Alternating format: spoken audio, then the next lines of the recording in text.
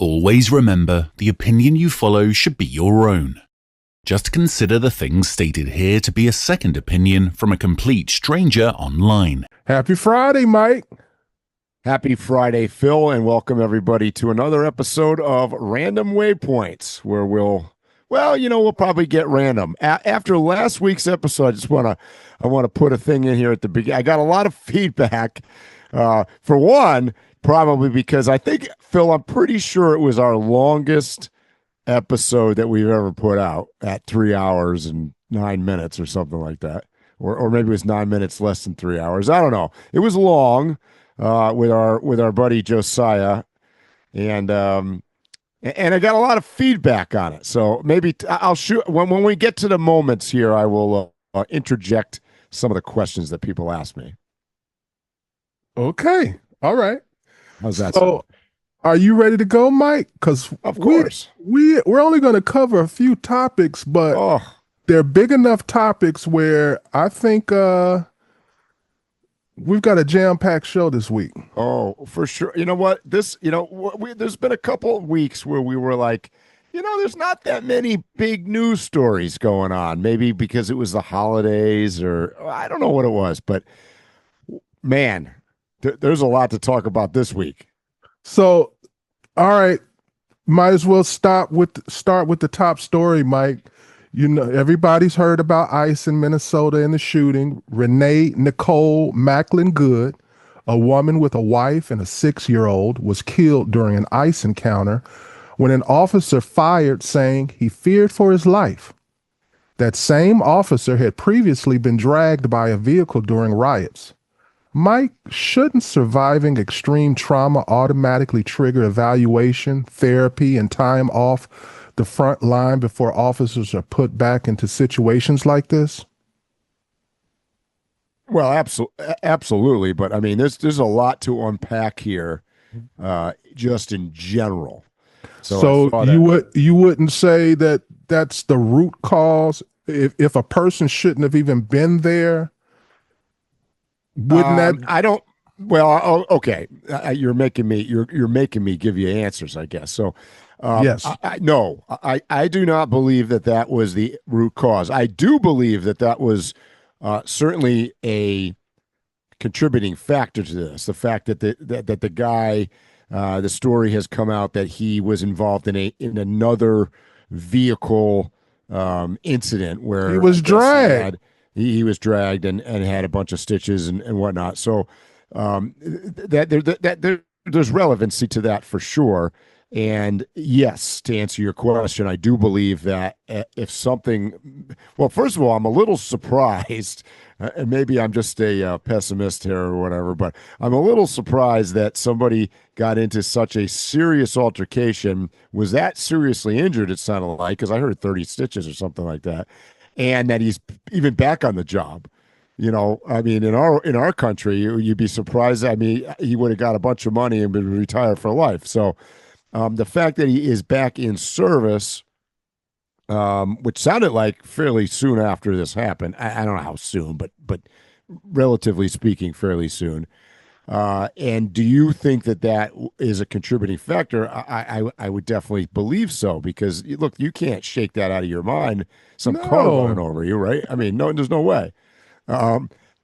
Having said that, if I had gotten dragged by a car, Mike, and I think most people, their next reaction is that'll never happen to me again. And you're usually going to be like a half a second faster in reaction time for that scenario than the average person.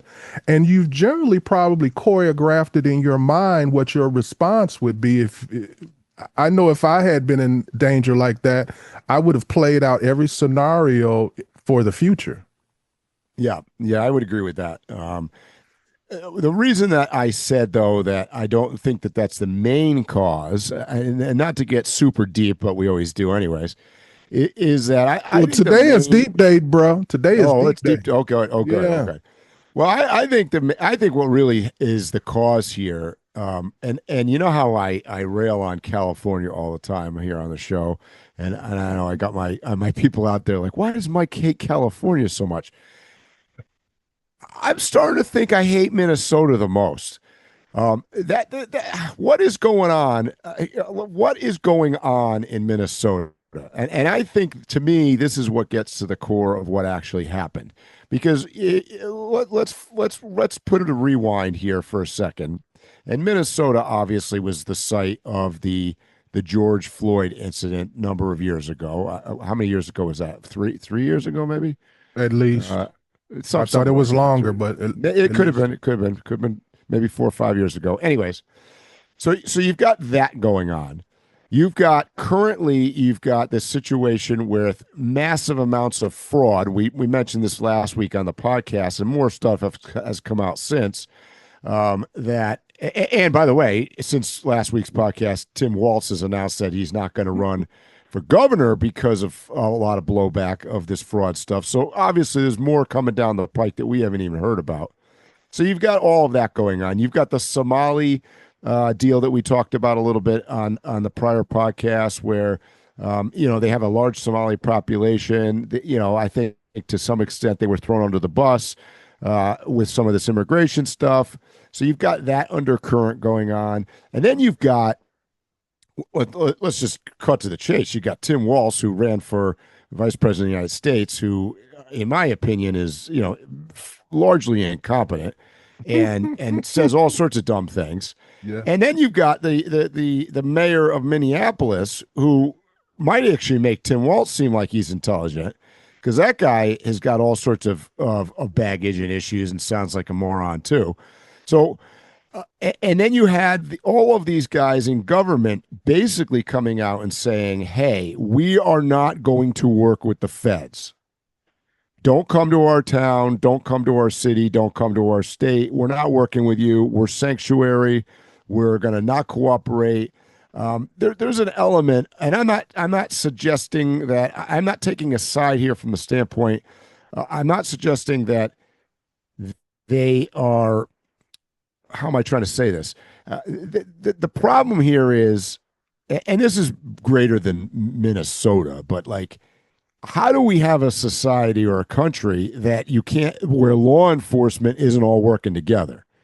I mean, that's a problem in itself. Federal and state and local law enforcement not working together doesn't make a lot of sense, which is, by the way, why I've railed against the sanctuary city thing in the past, because you're basically saying that we're going to run an illegal operation here and we're not going to cooperate with the feds.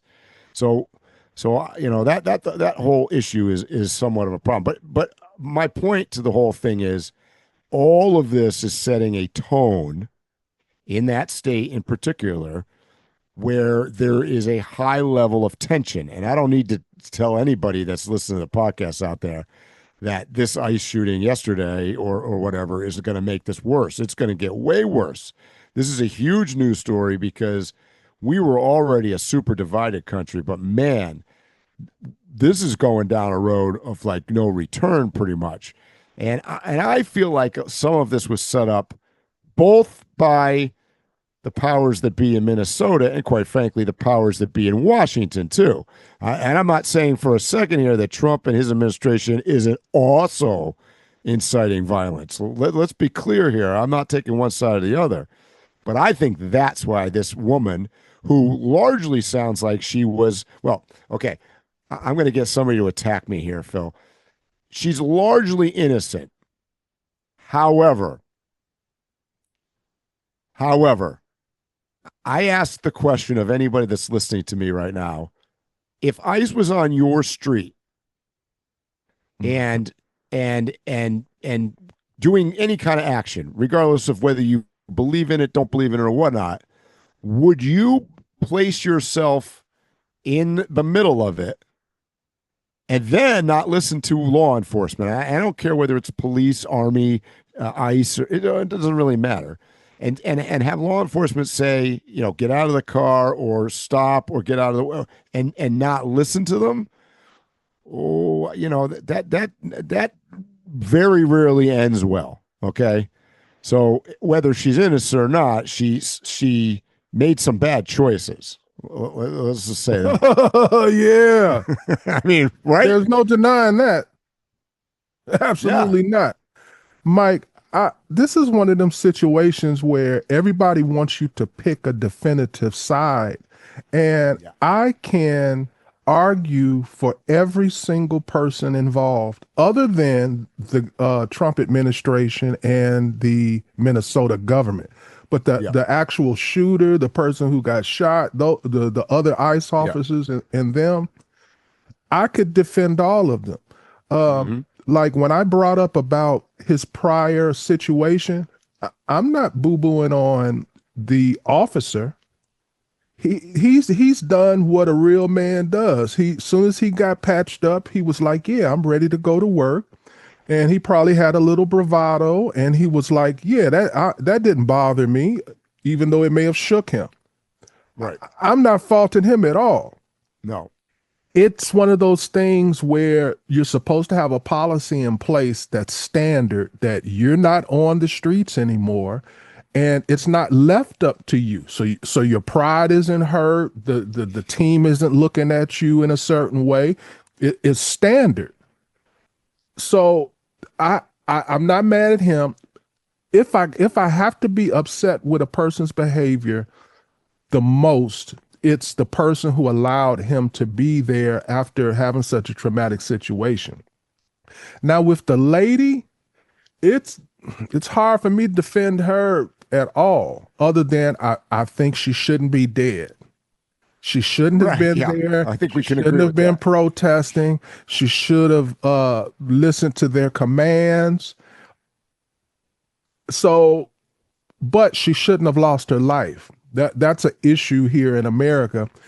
People have lost their lives by law enforcement, where that shouldn't have been the final outcome. Mm-mm, mm-mm. No, So I would agree with that. I mean, from what my understanding of this thing is that she lived on that street, that she was home, she was leaving, and so that's what put her in that vicinity. Now, I've heard some conflicting stories on this, but that's the latest that I heard. I mean, if proven wrong, then I'll take back what I said. But if that's indeed why she was there, then she's just a neighbor. I heard that too, but I heard she made a point of getting in their way. Yeah, and it sounded like she mouthed off. There is actually some video of her yelling at him and whatnot, and that's my point. Like, I don't know that even if I don't agree with law enforcement, that I'm going to yell at them. Like that's really not gonna work out well.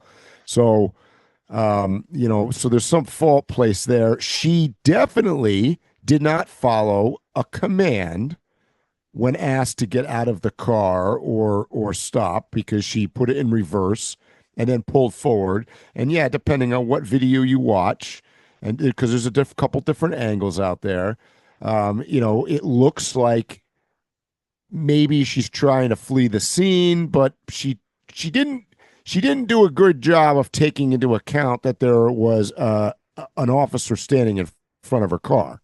Mm-hmm. I mean, you can't deny that. Whether she hit him, didn't hit him, was going for him or not, non-relevant really, from a standpoint of she shouldn't have been driving it. I mean that's the bottom line. She shouldn't have been going anywhere. And I agree with you, Phil. Like, that doesn't mean she should die. Could the officer have shot at her tires or whatever, or just got out of the way like he did? If you watch the film, it literally took more physical effort to draw your gun and shoot and get out of the way than to just get out of the way. Yeah. The only reason I'm not going to fault him is because if I had just been dragged by a vehicle, yeah, all bets are off at that point. Yeah, it's like PTSD at that point. Yeah, that's why I keep going back to, he should not have been there. He should have been on paid leave. He should have been at a desk. He should have been taking therapy. He should have talked to a psychiatrist, the whole 9 yards.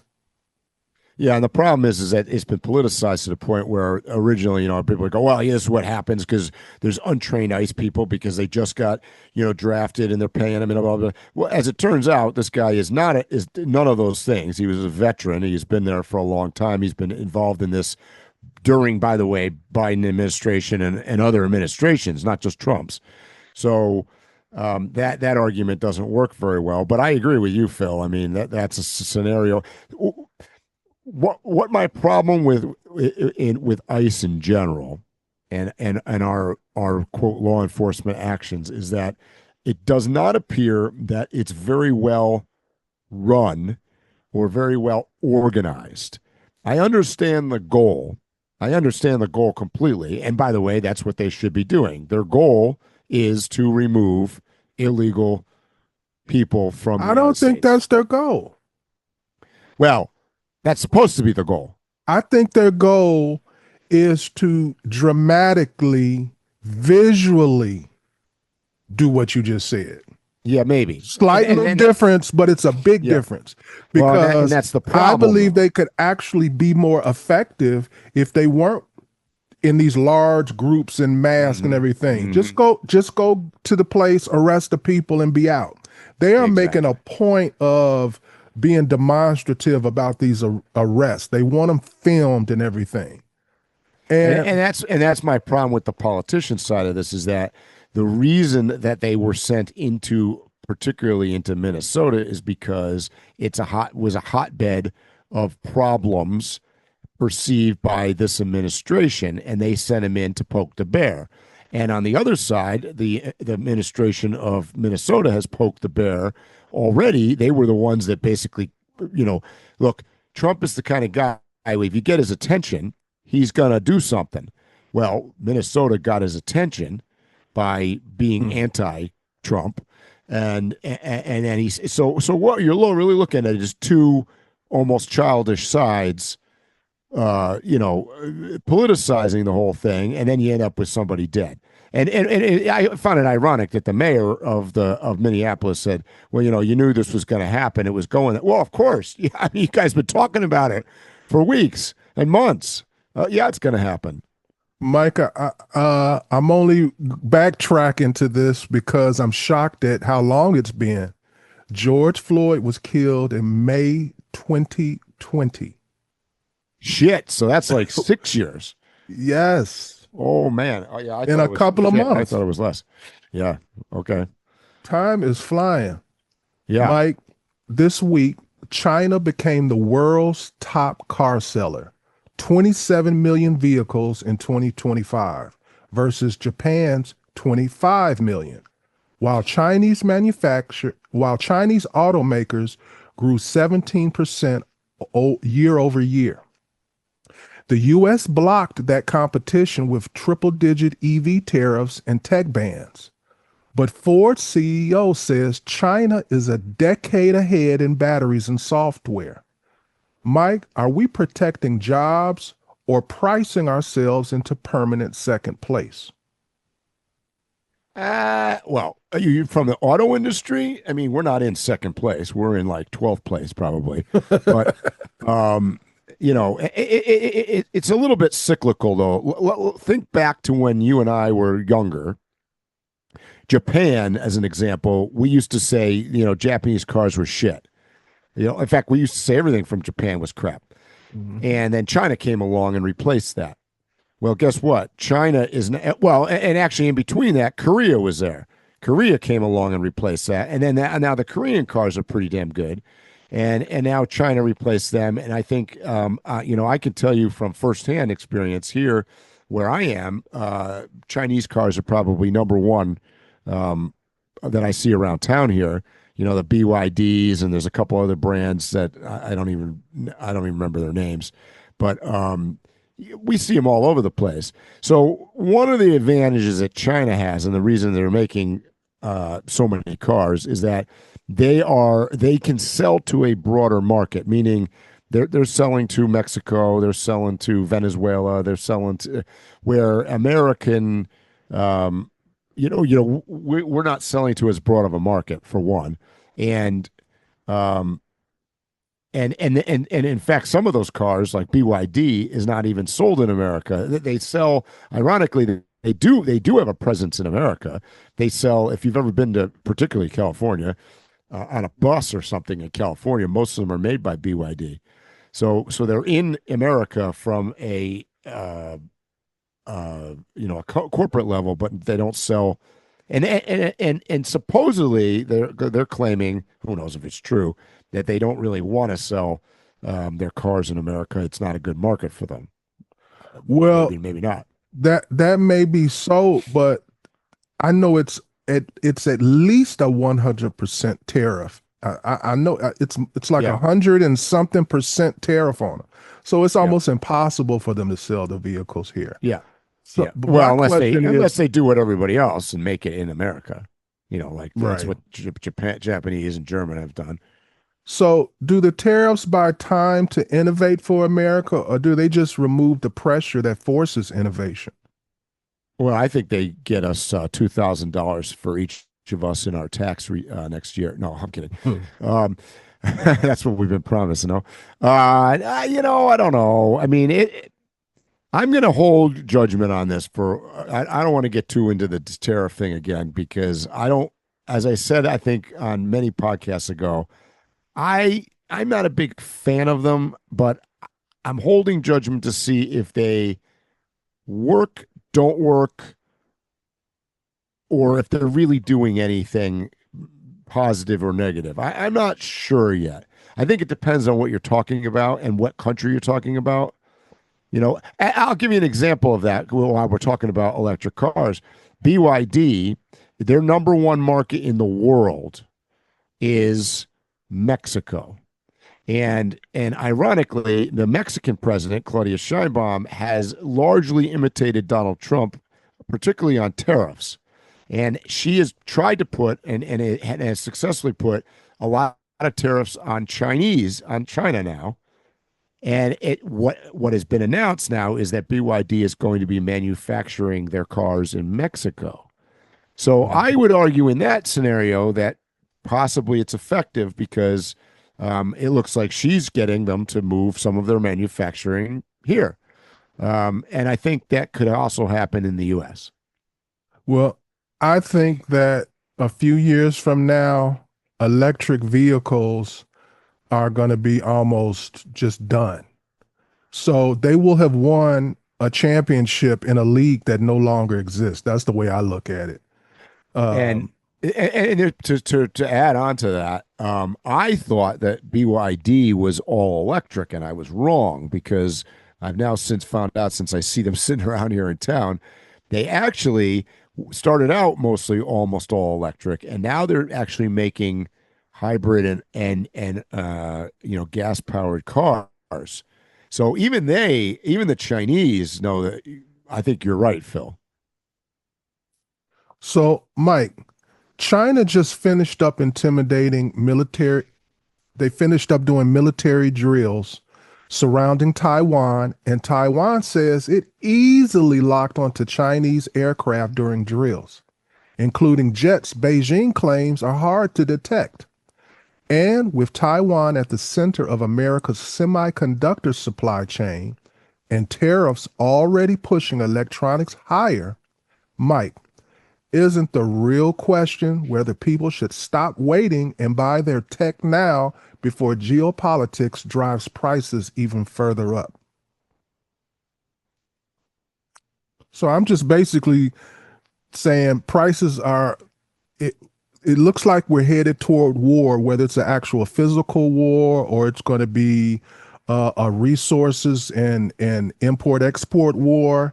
And as it goes on, prices are going to continue to go up. So wouldn't it be strategic to just go ahead and buy what you need now? Because the future doesn't look bright. I'm gonna go with a controversial viewpoint here. And we're gonna talk about this, later in the podcast about Venezuela, which is our other big news story. But I believe that that has fundamentally changed what you just said. Our invasion, or well, I'll call it an invasion of Venezuela, but whatever you want to call it. I think that has changed because it's changed the power dynamic enough, particularly the power dynamic between what you just said, China and Taiwan, and where China sits in a position of power. So I think that I think that we're going to actually come to the table with them sooner than later. I think we're getting the upper hand on them, and I think that So, that might actually stop this driving of prices higher. It might solve some of this shit where we're worried about our DJI products not coming to America. I think that there's a lot of bow ties that got to be put on the presents, but I think that we're getting closer to working with China. And I know that's super controversial sounding especially from me. it does sound controversial in the sense to me that I don't think either country actually really has a strong incentive to do what you said. These tariffs, they're making more money. China is making more money. America is making more money. We're not getting no benefit The from it. people aren't. The people aren't. Just take for example, if you bought a DJI drone, you obviously got to buy it now from like Taiwan, China, or somewhere. You're going to pay double the price for it. What? Why have They're not gonna. yeah? The problem is that we're in a catch-22. So if you can't buy that, what the hell are you going to buy? But what I'm saying is people are buying like crazy. So there's no incentive to sit at the table for either side. They're making money hand over fist. They're making money hand over fist. To use your analogy here with the drones, let's fast forward a year from now, right? So you know how technology goes. We buy a new drone this year, and next year we got to get a new one because it's just better stuff. So what happens next year when the drone is not FCC approved? Then what do you do? You're saying you're what are you gonna do? Gonna buy it from Australia? But somehow That's what people doing now. They are, but I don't really think that lasts so long until and the government starts shutting loopholes down. You know, they'll shut it down somehow. Eventually.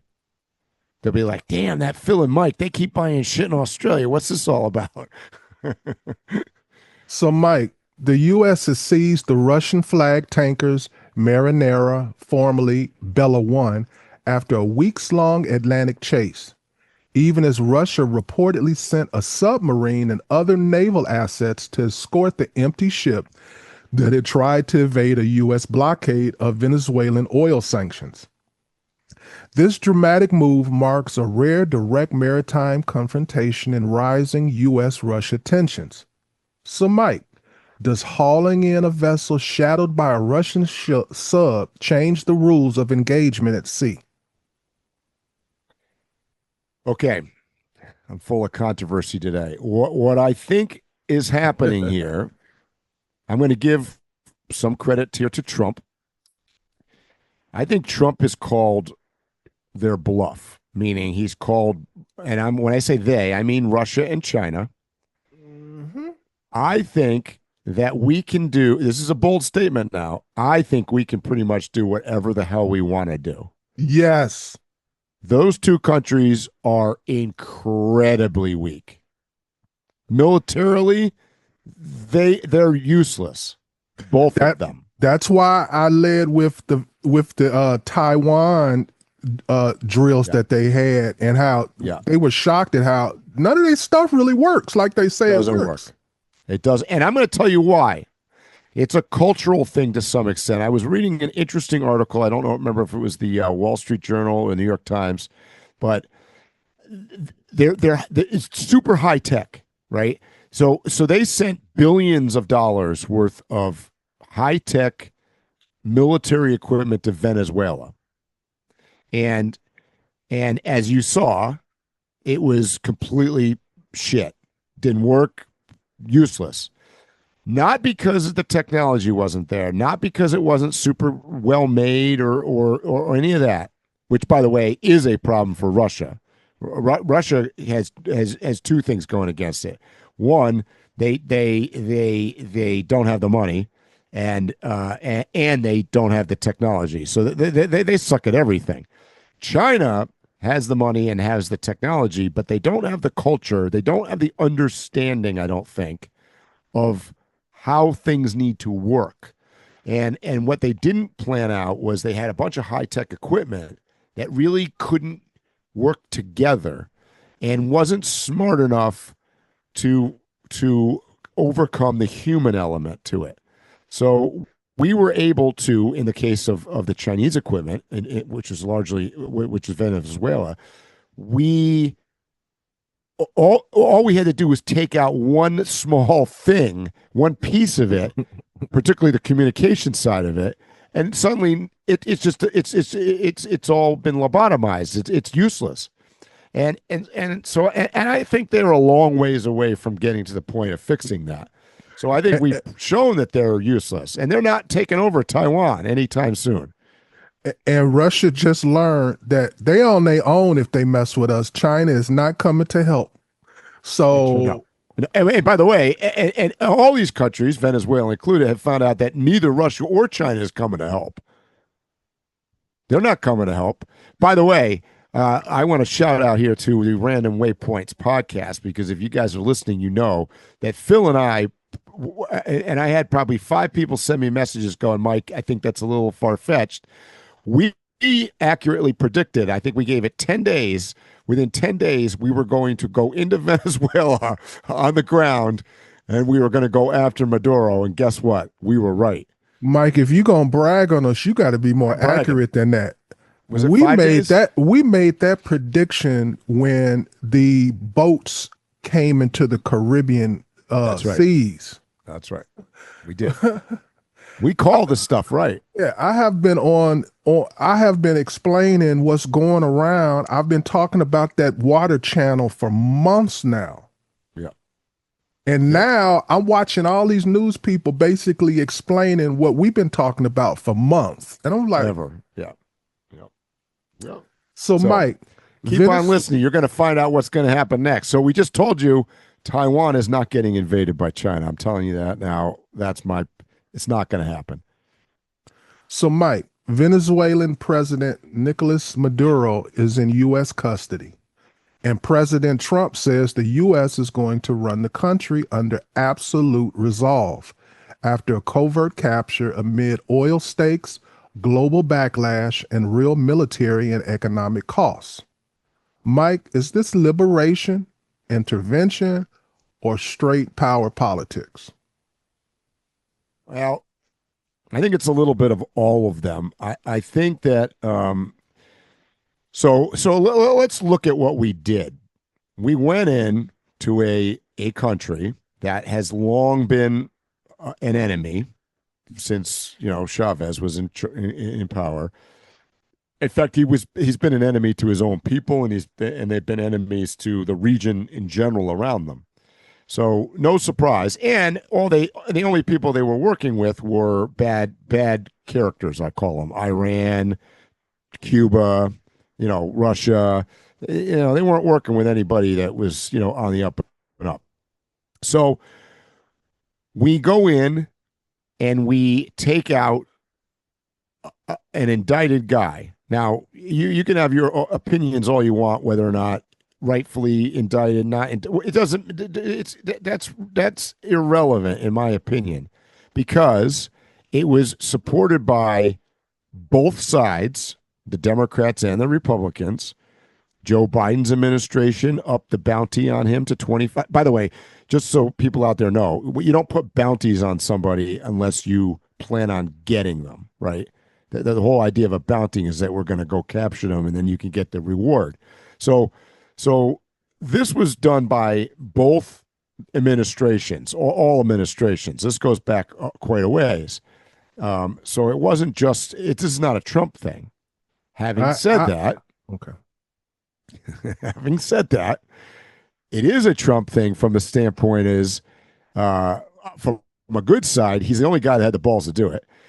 And from a bad side, the reason he has the balls to do it is because he's like, that's just his personality, and he sees, he can put his name on it. He sees power to it. He can seize oil, blah, blah, blah, blah. There was a lot of discussion in the last couple of days. Why have we put the, quote, vice president of the country in charge and not the rightfully elected guy that won 2 years ago? Well, that's a simple answer. We don't know everything. Phil and I don't know everything, but I can assure you that the administration has decided that that person, regardless of whether she's a good person, bad person, is more controllable. Agreed. I mean, that's why. Agreed. So, and by the way, and then you get the Democrats going, well, she's coming out here and speaking against Trump. And don't listen to her. Of course, she's got to do that. Otherwise, if own administration going to kill her. I mean, what she says publicly and what she's doing behind the scenes may not be the same thing. This is what I keep telling you about, that world figures, politicians are actors, and that's semantics. If she just started saying, I agree from the very beginning, you wouldn't buy it. Correct. They're literally play acting in front of you. Yes. Yep. Act like you don't like me, and then 2 days later, lay down. And also remember, when we went in and captured Maduro, more than half the people that were killed were Cuban. In fact, everybody that was surrounding him was Cuban. So it is very clear that Cuba, in theory, although it's a weak and country that has its own problems, clearly was actually controlling Venezuela, if you want to look at it that way. So, that brings me to, I won't get off topic. Phil, keep me on topic. I was going to start spreading to other places. So look, Mike, Maduro meets with China's top Latin American envoy, talks about a multipolar world, and hours later, U.S. invades Venezuela and captures Maduro and his wife. So, with the Chinese guys there on the ground. So, Mike, did that meeting with China directly trigger the timing of the operation? Oh, I bet you it did. I think it was a combination of the Chinese being there on the ground. Weather obviously was a factor. And by the way, it was also the same day to the day that we went into Panama and seized Noriega. Was January 2nd, the night of January 2nd. So I think there was symbolism in all of that.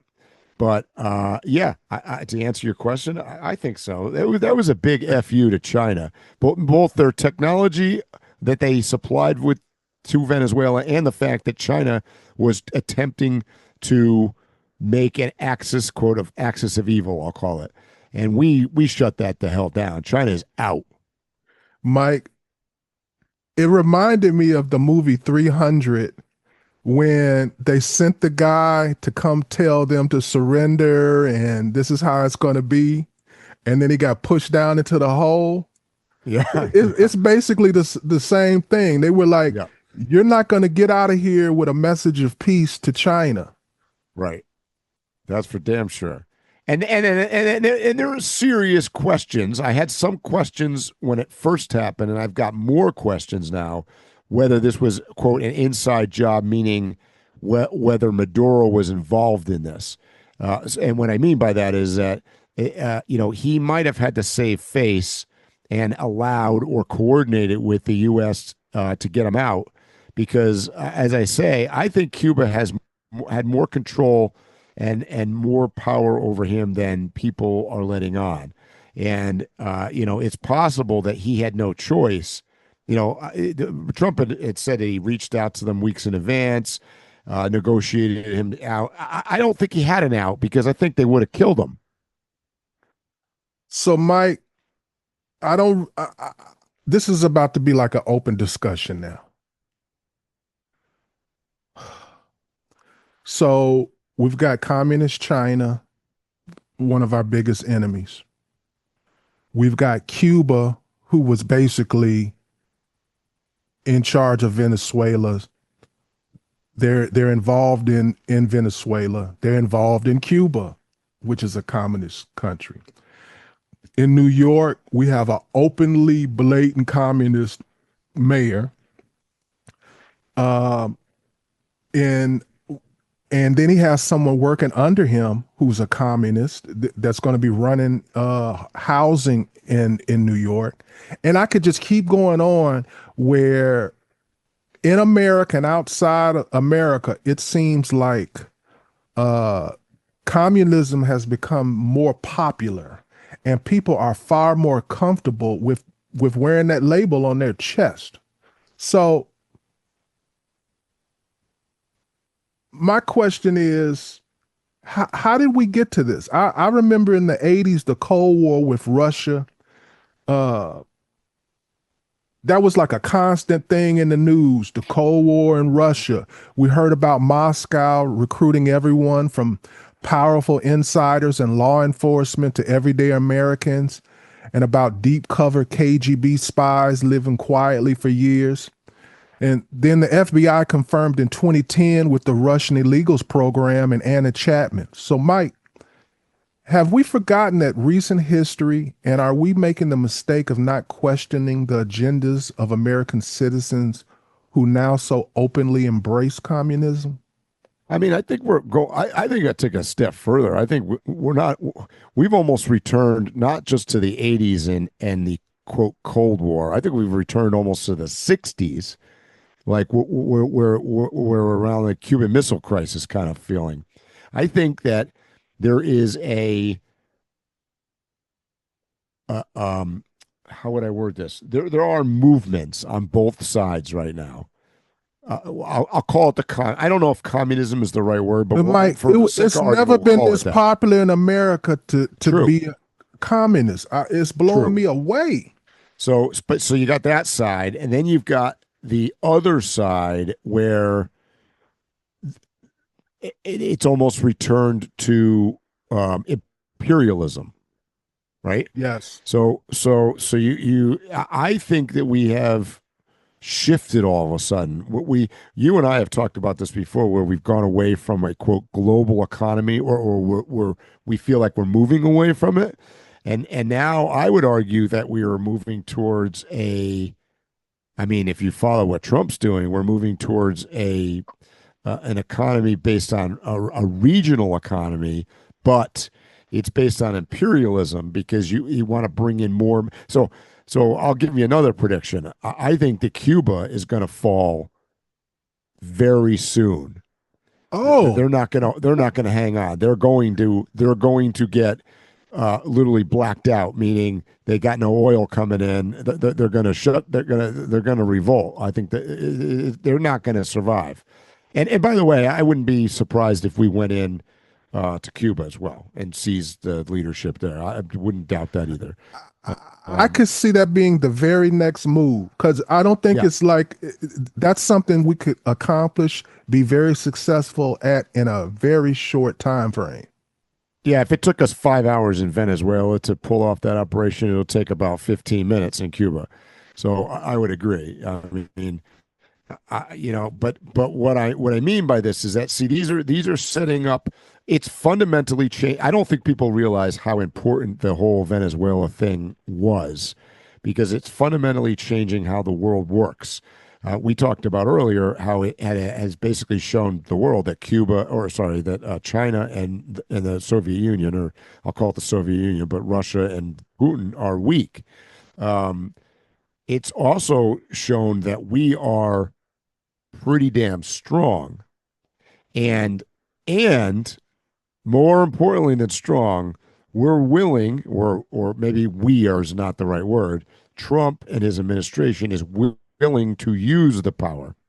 So, and they're working with the premise that if they don't take action now, the time is going to slip by and it's going to be too late. So we better do it now before we lose this war. To use what I know, Phil, you like to call it a war. I think it is. Yeah. So, Mike, let's really have the conversation that we have online today. Okay. Let's really get down to the nitty gritty of everything that we're talking about.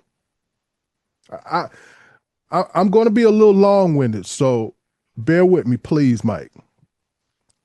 From my observations, I keep thinking Americans judge our government the same way we talk about the cost of an iPhone. We say it's about a $1,400 phone, And we stop right there as if that's the real price. But it's not. The real cost includes the warranty, repairs, monthly service, data plans, the materials inside it, where those minerals came from, and the human cost buried deep in the supply chain that we never see or talk about. I think we do the exact same thing with American power and freedom. When the U.S. takes action abroad, like capturing a foreign leader, we talk about it in the cleanest, most sympathetic terms: strength, justice, security. That's the sticker price. What we don't list is the full cost: decades of military presence, economic leverage, sanctions, destabilization, civilian suffering, long-term enemies created, and the quiet reality that our lifestyle is subsidized by force applied far from our daily lives. We love the outcome just like we love the iPhone, but we rarely acknowledge what it actually costs to keep it moving, to keep it working. Mike, if Americans were forced to see the full invoice for our freedom, the same way we see the real cost of things like an iPhone, do you think we'd still support these decisions as easily as we do? Well, let me add one thing to that. You can blame all of this stuff on us that are buying the iPhone because, like you said, we have to fuel the power to make the stuff, and that's what this is about. So, all of you guys out there driving your Teslas and using your iPhones and wanting a house and a second beach house and all this stuff, it comes with a cost. So, like you said, Phil, I can buy an iPhone for $1,400. I can buy a beach house for $600,000. I can do but the cost behind that is that we got to go and make sure Venezuela is on our side, because without it, we don't have the raw materials. We as Americans are constantly fueled by what I'm going to call our realization today that we have to be imperialistic in order to control, because a lot of all the stuff you're hearing about is rare minerals and oil and all this stuff that we want our hands on. Whether we own it directly or we control it is really a moot point. But we need it, because without it, you and I can't have this podcast, because I can't be looking at my Osmo camera in front of me because it's made with plastic, which is made out of oil, which came from Venezuela. So, I mean, think about it that way. Let me put this for where the ghost can reach it, okay? You don't get high on your own supply has always been the rule in the streets, and it's the number one rule for governments too. No first world country or empire burns through its own oil if it doesn't have to, or any of its resources. That's you right. use other people's and you keep yours in reserve. That's not hypocrisy, it's strategy. Yeah. And the problem is, you got to get over yourselves, Americans. You got to get over yourselves, because there's been all this discussion. We had this huge amount of discussion the last week of whether did we go in? Was it legal? Should we have gone? Who ordered this? What's the real motivation? Blah blah blah blah blah. All of this is non-consequential, to be honest with you. We went because we had to. Yes. That's the reality, guys. That's the reality. Mike, you can lie to yourself all you want. Mike, I do get why Americans say we don't need to take anyone's oil. I get that beautiful idea and everything. But it's bullshit. What people are not understanding is that this is not in a vacuum. It's not like if we decided to be nice and let Venezuela keep their oil, Russia or China or somebody is coming to get it. Right. And if we don't get it, we're in trouble. There's a thing called military endurance. I wrote this down, Mike. Military endurance is why we're even able to sit here as Americans talking about our history with pride. At Valley Forge, Washington's army nearly collapsed, not from enemy fire, but from lack of food, clothing, medicine, and supplies. And the revolution survived only because we endured. That same truth still applies. Nations that control resources can last, and nations that can't fold. That's Period. Right. There's no Nope. addendum to that or nothing. That's it. Yeah, and so us going in there should be supported by any and all Americans that are inclined to buy a $1,400 iPhone or a Google phone or what you're buying. But the reality is that that's the way it is. That's just simply the way it is. Not only would people go to Venezuela and take the oil that if we don't get it, we would eventually not be the empire. That's right. And people would be like, hey, there's resources in America. We'd all of a sudden be a victim. We would be a Venezuela. Mm-hmm. That's what people don't understand. You can't just sit out.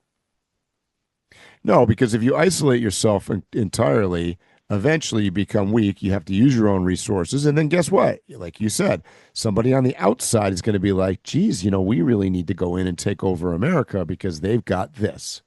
And so where do you want to be? Do you want to be on the top or do you want to be on the bottom? On top of that, there was other motivation with this because, look, we're also interested long-term in stability, meaning, and that means trade partners and flow of traffic and whatnot. And you were bound to lose something in your own hemisphere, which is a key, geographical location to an enemy outside. And on top of that, I think we can all admit these guys were raping, pillaging, and killing their own people. So to me, this is a 100% good move, all positive.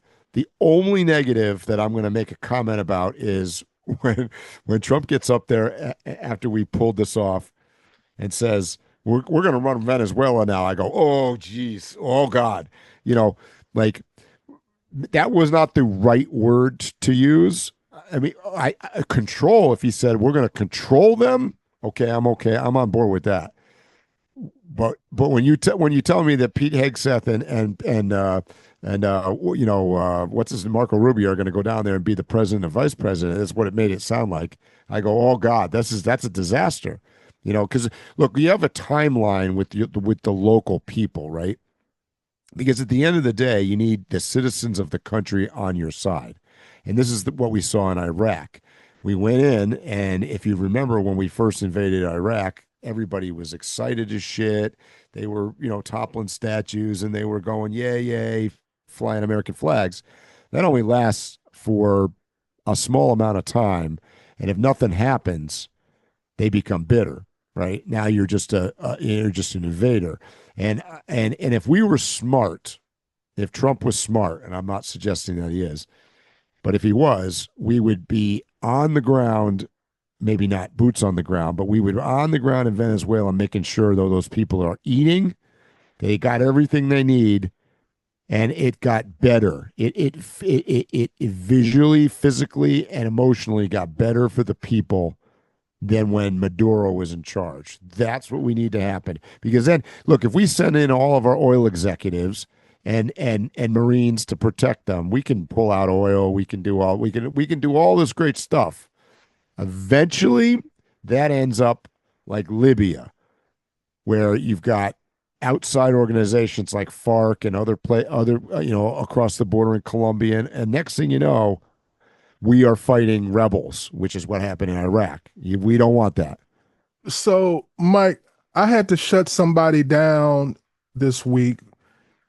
They were saying the typical thing that this is something typical that America does. We go in, we have the people all happy we're there, and history shows that eventually that's not the case. And my retort to that is, it seems as though you only remember the times it didn't work. Yeah. Because there's Japan, Oh yeah, There's the it has UK. worked. Yeah, There's Europe. Basically, yeah, a majority of the world, we were it has worked. successful in doing that in. Yeah. Mhm. So that's a false statement that people have been using, and nobody ever questions it. And I'm like, Israel is another one. Oh yeah, yeah, no, for sure. I mean, it has worked a lot. Um, Mike, I've Panama been is a good example. absolutely, Mike. Ever since day one that he's been in office, Trump has been in office, I've been incessantly making a point almost every week that, hey guys, look at a map. And a lot of things will just be obvious to you and logical to you. We've got this, we on the east side of our country, we've got this long channel of oceans, and we need to control it for our safety. And Venezuela, yes, it has oil, but it is also one of the most perfectly strategic points. It sticks out from the rest of the country. I mean, of the South The America, continent, right into the water, and it's in striking distance of our military to protect Panama Canal 110%. Yep. The point that I'm making is that, Which, by the way, is why Cuba's next. right, and Cuba Colombia, way too close, and Colombia, and probably Colombia. and if you look at that all the way up, that channel that I'm talking about, once it gets up to the north, same scenario is Greenland. And what makes it even worse about Greenland than Venezuela is it's more military traffic from the Russians and China surrounding Greenland than it is around Venezuela. And they're closer to us. Yep. So, Mike, everyone knows Trump wants Greenland. And the reason every empire that lost control of its supply chains lost its power soon after. Greenland isn't about buying land, it's about securing the minerals that powers EVs, weapons, energy, grids, and the modern economy. And it's a strategic location for our military to prevent our destruction. What are people not getting? Oh, I mean, if you're not getting that, then you're dumb. And that, by the way, that's not a judgment of whether or not I think it's a good idea to go after Greenland. But it controls, most importantly, is the Northern Passage over the Arctic, Ocean, and that it is hugely strategic. Now, So, bro, listen to me. Maybe I'm a terrible person, but I've said since the very beginning of these conversations with you that I would love for Canada to be the part of the United States. No special rules or nothing. It's just part of the United States. It's United States. And Greenland, I want us to get Greenland.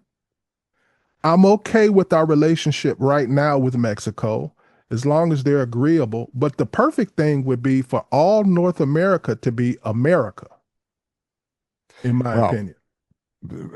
Let's go back to Greenland. And everybody would prosper. Yep. Well, yeah. You don't think Canada would do better? I want to argue with you on this because yes, I think Canada would do better. I think Mexico would do better. I think Greenland would do better. But the problem is you create a scenario very much like the EU, and that's why this is the problem with the EU.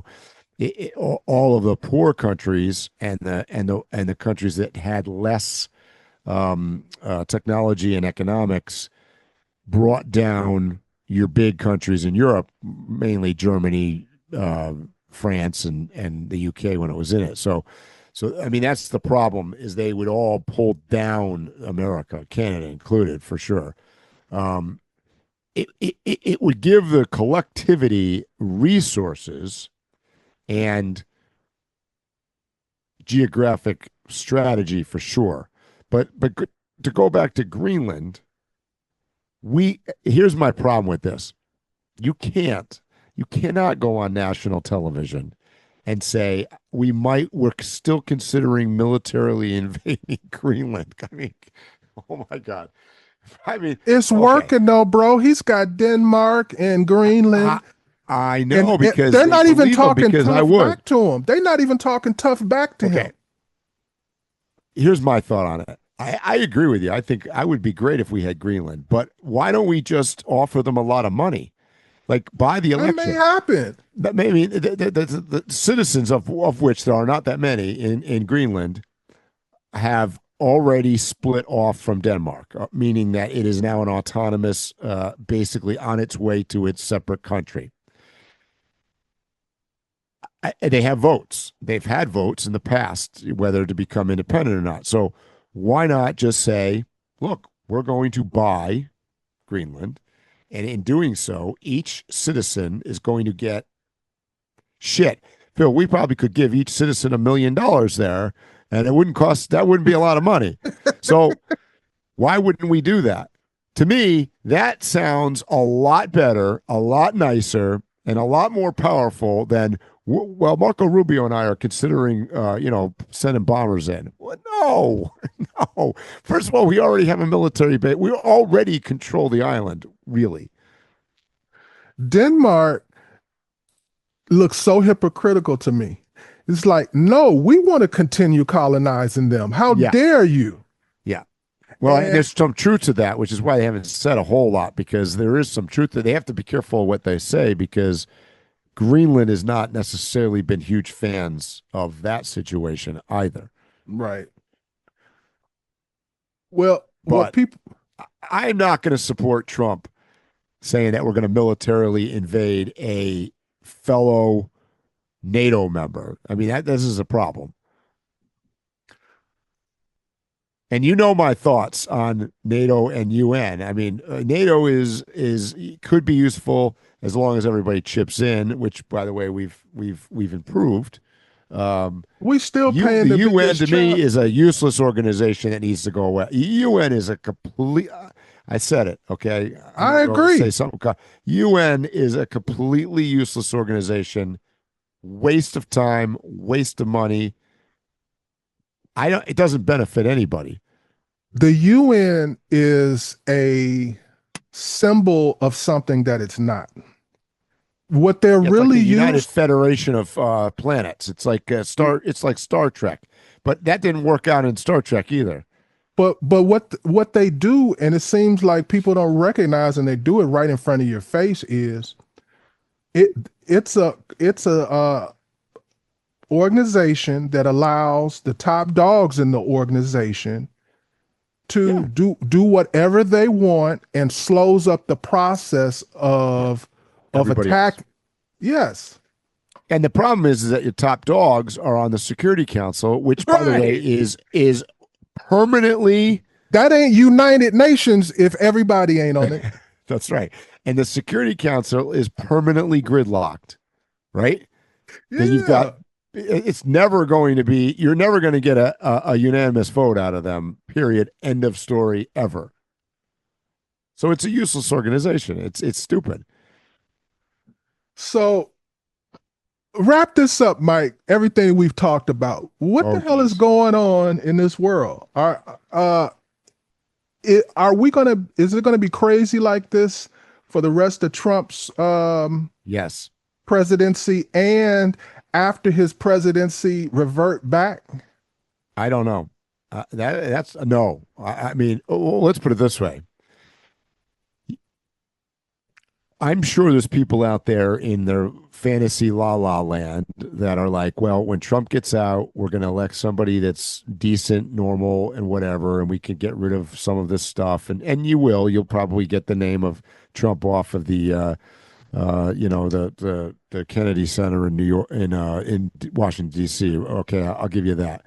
But if you think for a second, I don't even care if it's Zoran Mandami gets elected as president.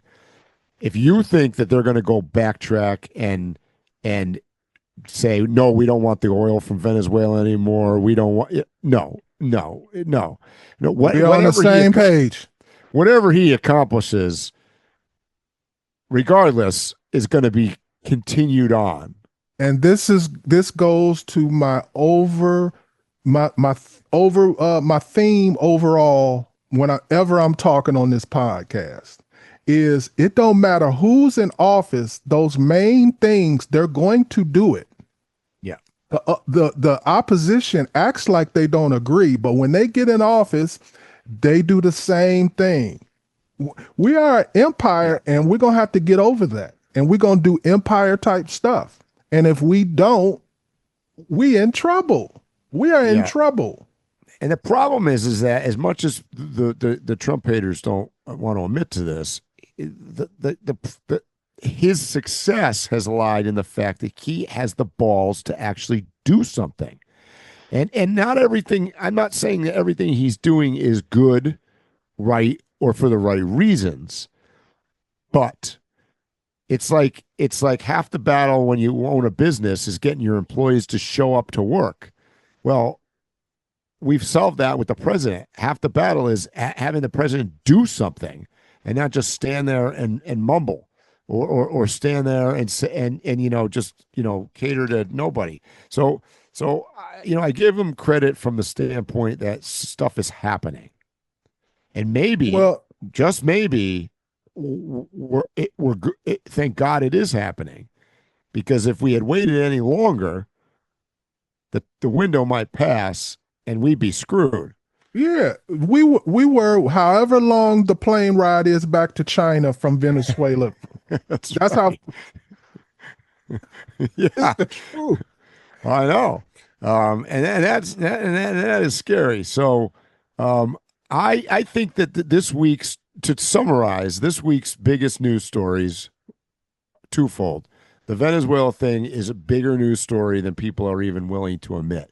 I think it was huge from many different angles, not the least of which are showing that China and Russia are weak and showing that we have the capability of getting anything done that we really want to get done, and that we have some ability to actually do it. So I think that is huge. Second, go ahead.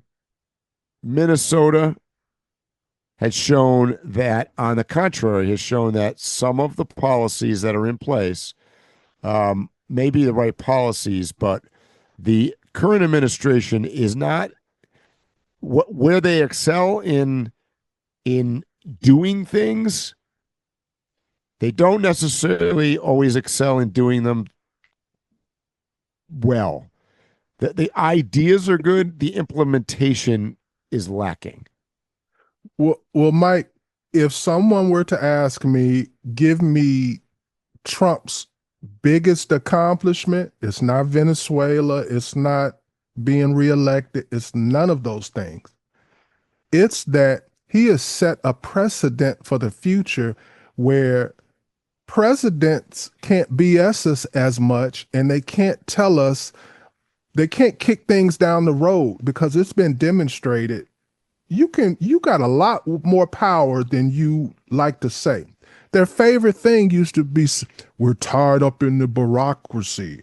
We have to get the Congress and the Senate aligned. And he's proven that's all BS. Oh God, he's got them running down the road behind them like it's like a chase.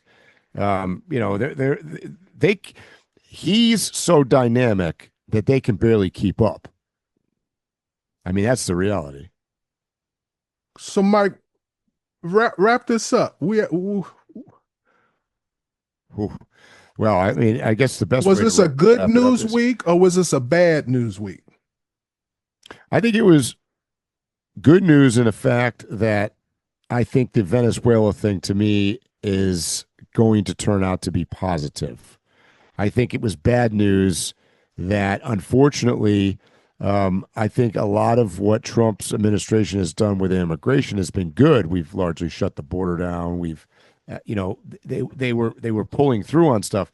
I think that's going to sway public opinion farther away, and even more against anything to do with ICE or anything to do with immigration, because it comes across. Look, when I have to listen to Chrissy Noem or Marco Rubio or any of these guys stand up there and be like, this is what happened, definitively blah, blah, blah, blah, blah. And then no one threatens to send more people in. Oh, that's just poking the bear. Mm-hmm. I don't like that. And like you said, why don't they run it covert? Very similar to, by the way, the success that we had in Venezuela was pure covert activity. We are good at that. Go in, nab the guys, get them out. Nobody even knew what the hell was going on. Well, that's how we should be running ICE. So I think this week was a bad week and a great week. It's bad that an American citizen lost their life. It's bad that we're having such a divisive climate here in America. But it's also great that we have reclaimed, after about 20 or 30 years of other countries basically call us pussies. If you have conversations, an international conversation with people from different countries sitting around talking, they don't say those words, but basically that's their impression of us, is that we soft, we are something to be used and taken advantage of. And we have reestablished ourselves of, we're the boogeyman and you better do what I say. Stay safe, tread lightly, and hopefully we'll see you here or on a trail soon. You have been listening to Waypoint Overland's Random Waypoints. Like, subscribe, and stay tuned for more.